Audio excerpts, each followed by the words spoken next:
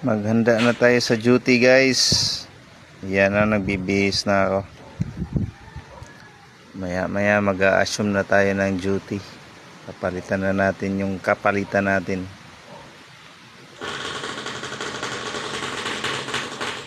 Yan.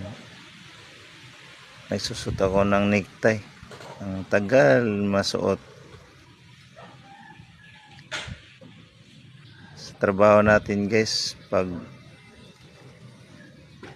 igihan natin yung trabaho, ayusin natin, kasi ito yung ikinabubuhay natin tsaka sinusuporta natin sa pamilya natin. Salamat pala sa mga supporters ko dyan, sa walang sawang suporta.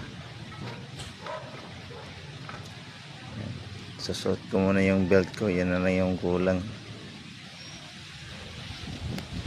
Ito pala yung pinagjujutihan ko, guys.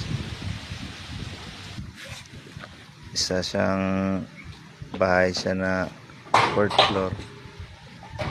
Tinatambakan ng mga gamit. Yan, hinihintay ko na yung mga dating na mga empleyado para mag-arrange ng mga documents.